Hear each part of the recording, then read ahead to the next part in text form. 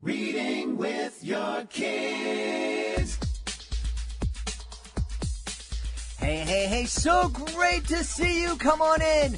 Hi, my name is Jedley, and this is the Reading with Your Kids podcast and iHeartRadio Best Kids and Family Podcast Award nominee. We are coming to you from the beautiful neighborhood of Reedville in the southwest corner of Boston, Massachusetts. Our guest today, she is an anchor for KCRA in Sacramento. She's also the author of The Story of Mr. Macaw. We can't wait to introduce you to our new friend, Leticia Ordaz. Before we invite Leticia into the studio, we want to invite you to check out our brand new podcast, Solve It for Kids.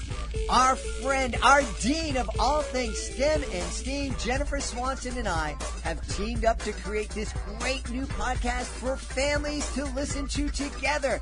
That's right. This is a kid-friendly, parent-friendly, grandparent-friendly, the whole family-friendly podcast that gives everyone a peek into the world of scientists, engineers, artists, magicians, astronauts, aquanauts, everybody, and see how they solve their problems using creativity, cooperation, and critical thinking.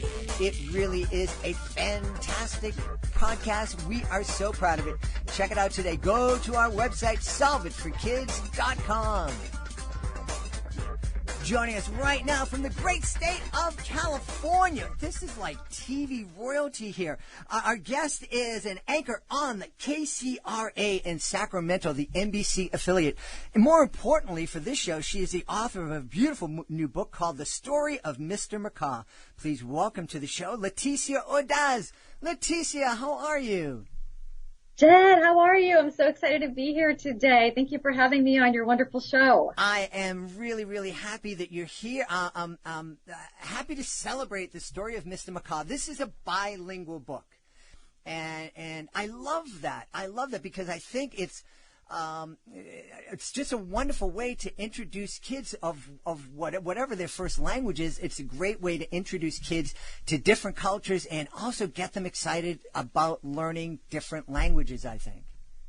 Yes, I thought how cool would it be to write a story in two languages where kids can learn Spanish along the way. Mm-hmm. I just think it's a great asset. I'm teaching my boys to be bilingual, and I've been speaking Spanish to them since they were born, and we had trouble finding bilingual books. So what I would do is every night we would pick our favorite books, but I would translate them, mm-hmm. and they never knew the difference. I was doing the translating, and then ever since becoming a mom, I just thought I had to do something so our language would not be forgotten. Yeah. Talk about, we host international kids here in our home, and a lot of them have been from China. And I sat down, and I'm thinking, a kid who learns how to speak English and Spanish and Chinese, they could talk to like 80% of the world. It is so true, but, you know, we're here in California. It's one of the most diverse states, and yet my children go to school, and a lot of their friends at school do not speak Spanish. So I think it's a real struggle to raise bilingual kids, and parents need all the resources that are bilingual, because if they don't have choices, sometimes people just easily give up and say, oh, well, I'm not going to search for that book. It doesn't exist. And so my kids just won't learn Spanish. Mm-hmm, mm-hmm. And then there are others who are really determined that whether they are Latino or not, they want their kids to learn that resource for everyone in the community, including my own kids. I do think you just broke up a little bit, so let me just make a note here. So if you could talk, just repeat what you said about the importance of you weren't able to. You were talking to your kids, and you thought it was important for them to learn Spanish, and you weren't able to find the books. I apologize, but Skype just kind of zoomed out here. Yes, ever since becoming a mom 8 years ago, I would look for diverse books for my children, and I wanted to find books that were bilingual, that were in two languages. I was raising my children to speak English and Spanish. There weren't many choices out there for them, so what I would do is I would buy books and then end up translating them. So from the time my children were born, they never knew the difference. They thought every book that existed was in Spanish and English, and they loved it. They just loved it. So even though we're in such a diverse state, I think it's such a struggle for kids to be bilingual. Parents want to speak English more. And I think that it's just, we have to have these books out there so our language is not forgotten. And so children can realize that it's a real asset to speak another language. It really is. And again, especially now we're talking, the country is so diverse. And, I'm of an age where, you weren't encouraged to learn different languages. And, I went to school and I took a foreign language. I even took Spanish, and I didn't really learn, and I wasn't able to speak in Spanish at all until I met my beautiful wife, and then I wanted to know what she was saying about me with her mother and brothers. So then I had a motivation to learn. But it really is an advantage, and just getting people to be comfortable to try to speak another language. I know that when we travel and when we go to different countries, whether we're in a Spanish or French-speaking land, just learning a couple of phrases, hello, how are you? I'm sorry I don't speak your language. Could you help me out? It just shows so much respect, and it opens up so many doors. For sure. And this book itself, every page is translated. So it starts with the English storyline and then the Spanish translation right in the bottom. So even if you say, I don't speak Spanish, it's okay, because if you learn that a magical kite es un papalote mágico, then you're already winning if you could just pick out a few words out of there that you didn't already know. So I feel like it shouldn't be intimidating for parents to pick up a bilingual book, because you can learn Spanish along the way. Even if you just choose to read a word here and there, your child will be better off. It's a twofer. It's a book with two languages. Yeah, absolutely. So tell us about the story. Tell us, who is this colorful character, Mr. Macaw? Yes, the Mr. Macaw is a magical kite, and my family really does own this kite. So we've had this kite since my children were babies, and this kite lives in Mexico. When we go to Cabo San Lucas, we have this kite in our storage, and that is our special time. We fly him on the beach. We have the best memories. We get our kids off technology, and we just feel like we're in a whole other world when we travel.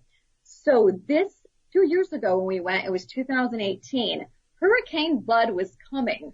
People thought we were crazy for traveling, but we've never had a bad experience. We've been going to Cabo San Lucas for 14 years now, and so we always travel no matter what, because it's just our happy place. And so one day we decided to venture out with the kids. They said, let's go fly Mr. Macaw. And the winds weren't that bad yet. We saw that there was a big storm coming in the distance, and we said, let's fly. Mr. Macaw was flying higher than we have ever seen him fly, and the giggles that my kids were experiencing, it was just such a magical moment. We were having so much fun on the beach, and just like that, the kite blew away in a sudden gust of wind. Oh, no. Yes. My kids were devastated. They were like, come back, Mr. Macaw. Are we ever going to see Mr. Macaw again? I'm not kidding you. Around the village where we were staying, everybody was sandbagging. They were starting to put the wood on the windows, just making sure that we were going to be safe from the storm. But when they heard my children screaming, my missing macaw, Mr. Macaw, they dropped what they were doing and they helped to find Mr. Macaw. And it was so special to us because my children got to see that everyone in Mexico had such a big heart. Here, a storm is coming, and my boys became the most important thing to them. And they dropped what they were doing. And I don't want to tell you all the ending, but it was for sure a happy ending. And my kids to this day are still blown away. The hurricane was still coming, and we couldn't go anywhere. So we went to the kids center. And I told my husband, I have to write this down. This has to be a story. And so I did on scratch paper there while my kids were playing. I drew out a little macaw the best that I could. I by no means am an illustrator, but I wrote the story down and I said, this will become a book. That's what I told myself, because it had been my goal, but becoming a mom 8 years ago, that I wanted to write a book, but motherhood gets in the way, right? I'm a working mom. So this was finally my chance to say, I'm going to write this book. And the first step was to get it in writing. That's wonderful. What a wonderful story. And I haven't had the pleasure of traveling to Mexico myself, but we've traveled to a lot of Latin American countries, and that feeling that you were describing of community and of family and of extended family, that's something that we felt in Costa Rica, in Panama, in Puerto Rico. It's here in the Latin communities around the Boston area. I love it. I've talked on the podcast before about the fact that one of the things I love about Latin families and Latin cultures is that it's multi-generational. It's very common to go to a concert or a festival and to see grandparents and grandchildren and teenagers with parents at the same event. Oh my, Yes. What's going on here? And it's not something that you see in typical American culture. And that's a shame. I love that about Latin culture. Family is so important. And also, even people that aren't a part of your family, when you meet them, like everyone who's in Cabo, where we stay and we see them every year, they have become our family. Mm-hmm. And in one of the pictures in the illustration, it really happened. Tomas is one of the characters who helps to save the kite. And he really does climb up the tallest palm tree in Cabo San Lucas to rescue our kite. And that is just what he did. He showed his big heart. And then it turns out that he used to do that to pick coconuts for his family. Is he really would climb trees. So it just so happened that he was an expert at that. But by no means did he have to do what he did, because we were in the middle of a storm. I was going to say, he climbed up the tree. That's awesome that he did that. But he did it right before the hurricane got there. Yes, so he's in the book. We were planning to go to Cabo San Lucas in June. Unfortunately, with COVID, we weren't able to. But as a gift to him, we really wanted to show him that he was going to be a character in our book. I left Cabo and I told him, I've written this scratch paper book. I showed him and he's like, okay. And I said, you are going to be one of the characters in our book. And he was blown away. You want me in your book? Yes, you are a part of the heroic story. You are a part of this story. So I can't wait to go back and present him this book, and where he can see himself as a character. Yeah. Another part of this is that I wanted to make sure that these were Latinx characters in this book. Jed, I don't know if you know this, but after doing research, I discovered that only 5% Latinx characters ever appear in a picture book every year. Out of all the books that are published in the U.S., children who are Latino will only see themselves 5% of the time. That's a very low number. That's a really, really low number. Now, we have talked about the importance of representation. From your perspective, how important is it for kids to see themselves in the pages of books? Oh, it has been so empowering, even for my own children, to see themselves on a book. We have many books and we try to present them very diverse books, but they still see that there is a lack. And for my children, just the joy to say someone looks like me, because they are characters in this book. Mm-hmm. Someone who is brown is on a book. Someone who looks like me is on a book. It has done so much for their self-esteem. Mm-hmm. And I have taken this to the classroom before COVID hit and everything got shut down. I got different schools, and kids would literally scream out in this diverse classrooms, "That boy looks like me, Mom." Like, Mom wasn't there, but they were saying, they were so excited that somebody in a book could represent them. And I think they really made that connection. And I really think it's going to do wonders for their self-esteem to find out that they are these characters that are doing good things. And for other children who aren't Latino, to see a Latino boy in a book and to say, that's really cool.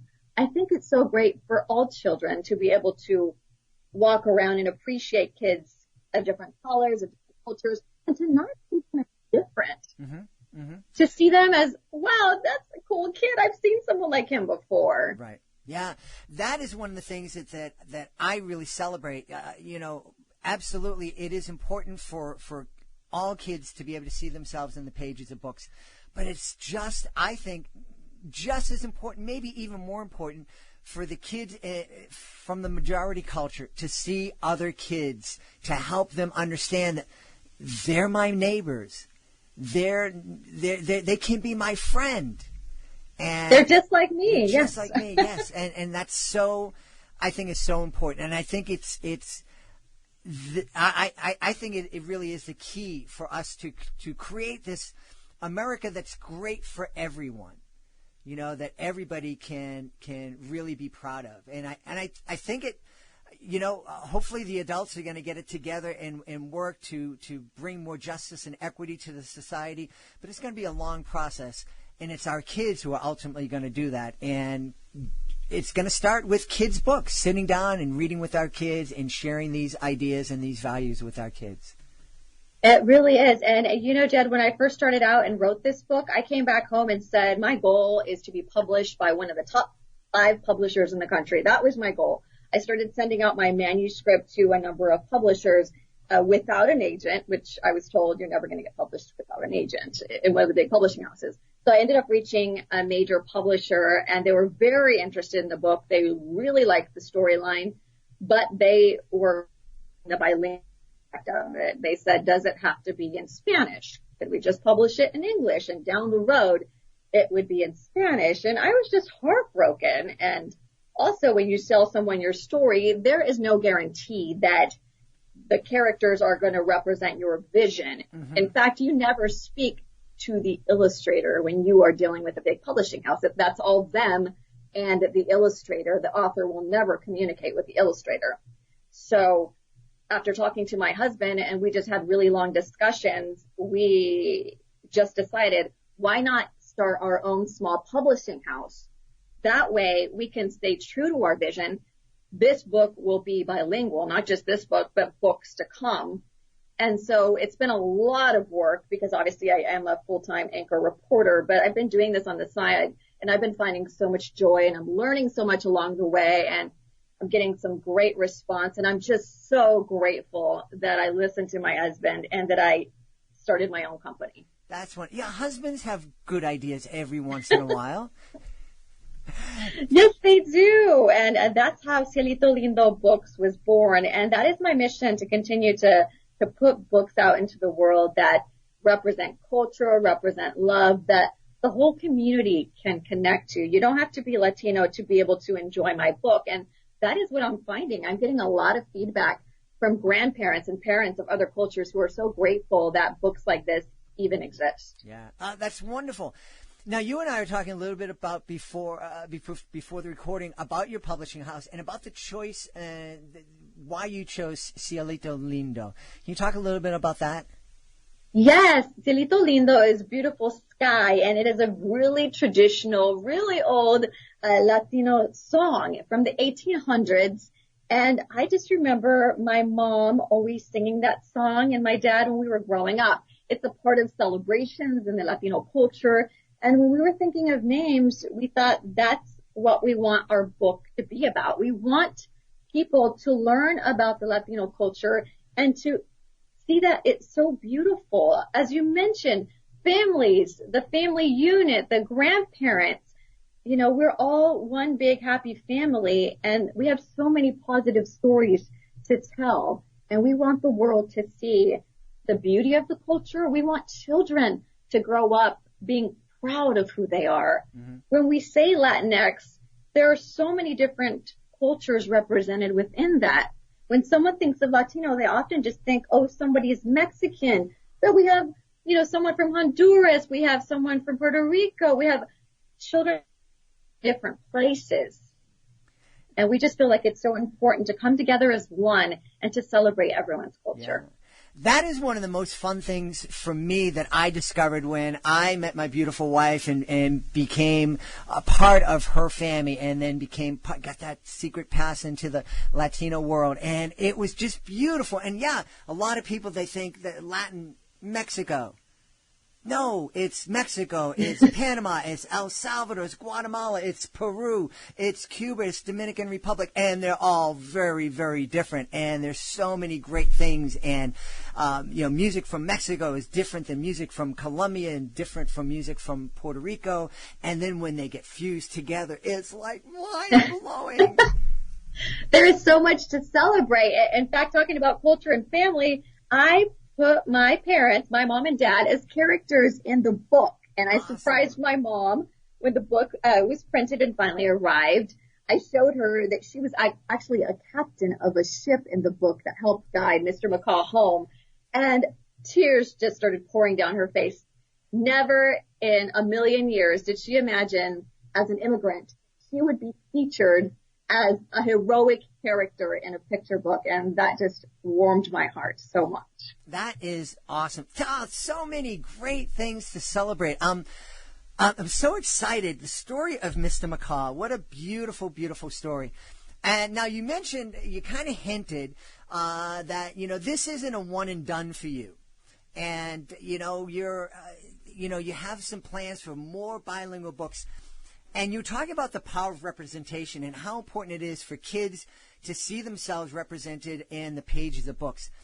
I imagine there's a lot of young Latinas and Latinos, kids in the Sacramento area who are able to think that maybe someday they'll get a chance to be on TV because they see Leticia on TV. And you're going to kind of address that in Kidlit. Can you give us a little tease about that? Yes, I am so excited about a new book that I have that's coming out in the fall. It's called That Girl on TV Could Be Me, The Journey of Latina News Anchor. And it is a bilingual book that will be coming out. And it's my children's autobiography. And children and parents will get to see the story of a little girl who grew up in a really small town, Galt, California. A little girl who would watch the news all the time with her mom and ask her why nobody on TV looked like me. And that was a question that my mom answered, and she inspired me to go for my dreams. No matter what I look like, she always said, if you go to college, everything is going to come together for you. And I just hope that this story is an inspiration to not just Latinas, but to all minorities to see that you can achieve your dreams no matter what your barriers are. Sometimes in Latino families, you may be the first one to go to college, and that could be a scary thing for a lot of people, but I just want people to shoot for the stars and to know that they can reach their true potential, whatever their heart desires. If they want to be an engineer, a scientist, if they want to go to the moon, I tell my children, you can do it, but you have to work hard. And I think that that's the message of this new story. A lot of children, when you go to classrooms, how many of you want to be on TV? They do all raise their hand. So I think that it's going to provide a lot of inspiration and see that, you don't have to come from a really wealthy family to make it big in life. You can, with just hard work, inspiration, and going to college, I think it's going to change everyone's life. Yeah. And I hope to offer inspiration to all of the kids out there in the community, especially from small towns. Awesome. Well, I want to extend an invitation for you to come back in a few months as we get closer to that publication day to talk a little bit more about That Girl on TV Could Be Me. Oh, I would love to. It's my pleasure. I've had so much fun chatting with you, Jen. Awesome. Well, wait, one last question before you go. Now, you're a big, famous TV reporter out there in Sacramento, and that must have been really exciting for you. But I tell you, the excitement that I hear when you're talking about the story of Mr. Macaw, and to just kind of compare what it's like, the excitement that you have as a reporter, but also the excitement that you have as an author. Were you surprised at how exciting this part of your life is? Yes, it's a little different because I write for a living, right? I write my own stories. Some people think that journalists don't write their own stories. They just read what's on the prompter, right? But as a reporter as well, I do write my daily stories, and it's different because it's a daily turn. There's deadlines. Mm-hmm. Whatever I write that day is going to air maybe in the next hour. So it's like a quick deadline, right?